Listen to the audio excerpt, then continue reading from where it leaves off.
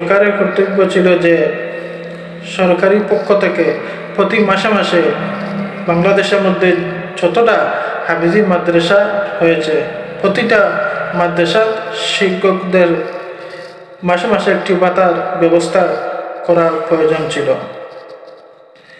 যারা কোরআন শিক্ষা দিচ্ছে রাত দিন এত পরিশ্রম করে। আসসালামু আলাইকুম ওয়া রাহমাতুল্লাহ।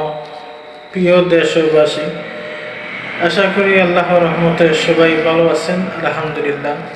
প্রিয় বন্ধুগণ, আজ আমি কিছু কথা বলবো যে হাফিজি মাদ্রাসা বাংলাদেশের মধ্যে যে সমস্ত হিফজ শাখা হাফিজি মাদ্রাসা রয়েছে এই নিয়ে আজ কিছু কথা বলবো ইনশাল্লাহ। সম্মানিত প্রিয় বন্ধুগণ, দেখেন যেই সমস্ত হিফজ শাখা হাফিজি মাদ্রাসা রয়েছে এই জায়গাখানো কি করা হয় বলেন তো? কোরআন শিক্ষা দেওয়া হয়। আর এই কোরআনের মধ্যে কি কোনো সন্দেহ আছে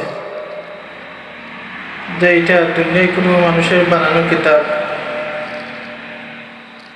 যালিকাল কিতাবু লা রাইবা ফি, নিঃসন্দেহে এটি আল্লাহর কিতাব।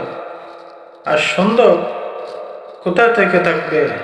এর আবিষ্কার, এর লেখক সবকিছু একমাত্র মালিক মহান আল্লাহ পাক রব্বুল আলামিন।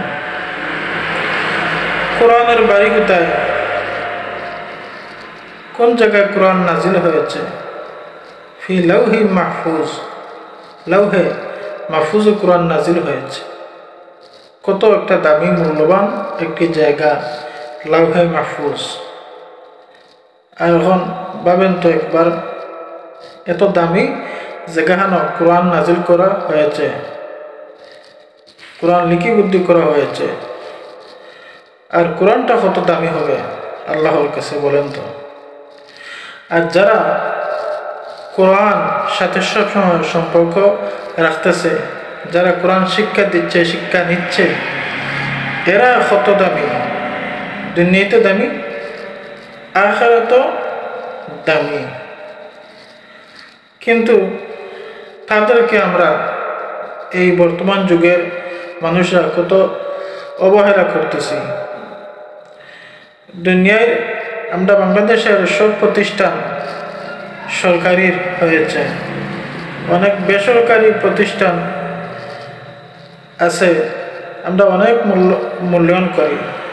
কিন্তু এই যে হাফিজি মাদ্রাসা, এই প্রতিষ্ঠান, এখানে কোনো গান বাজনা করা হয় না, এখানে দুনিয়ায় কোনো কিতাব পড়ানো হয় না, দুনিয়ায় কোনো বই বস্তু শিক্ষা দেওয়া হয় না।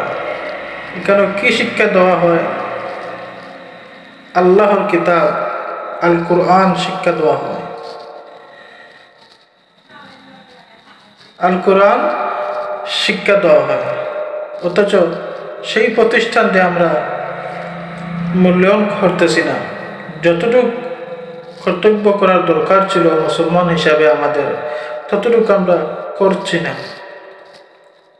কিভাবে? দেখেন, আমাদের দেশে অনেক পঙ্গু ভাতা হয়েছে, বয়স্ক ভাতা হয়েছে, এমনকি স্কুলের যে চকিদার আছে না, চকিদার পিয়ন, তার বেতনও কিন্তু 15,000, 20,000, 25,000 টাকা।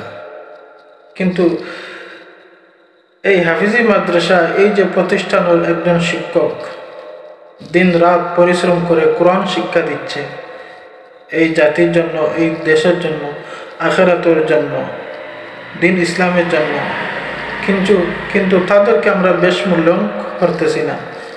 কথা ছিল, আমাদের কর্তব্য ছিল, এই সরকারের কর্তব্য ছিল যে সরকারি পক্ষ থেকে প্রতি মাসে মাসে বাংলাদেশের মধ্যে যতটা হাফিজি মাদ্রাসা হয়েছে প্রতিটা মাদ্রাসার শিক্ষকদের মাসে মাসে একটি ভাতার ব্যবস্থা করার প্রয়োজন ছিল। যারা কোরআন শিক্ষা দিচ্ছে রাত দিন এত পরিশ্রম করে, এটা দুনিয়ায় কোনো মানুষের কিতাব না, আল্লাহর কিতাব। তাদেরকে আমরা সামান্য প্রতি মাসে মাসে যদি ভাতা দিয়ে একটা স্যালারি দিয়ে দুই সম্মান দেয় তাহলে এটা কিছুই না। বর্তমান যিনি সরকার হয়েছেন ডক্টর ইউনূস সাহেব, উনি চাইলেই পারবেন। ওনার কাছে আমার আকুল আবেদন, ভিডিওটি ভালো করে শেয়ার করে দিবেন। ডক্টর ইউনূস সাহেবের কাছে আমার আবেদন, আমাদের বাংলাদেশের মধ্যে যতটা হাফিজি মাদ্রাসা রয়েছে প্রতিটা হাফিজি মাদ্রাসার শিক্ষকদেরকে যেন প্রতি মাসে মাসে একটা ভাতার, সরকারি ভাতার ব্যবস্থা করে দেওয়া হয়। প্রতি মাসে মাসে যেন একটা বেতন দেওয়া হয় তাদেরকে।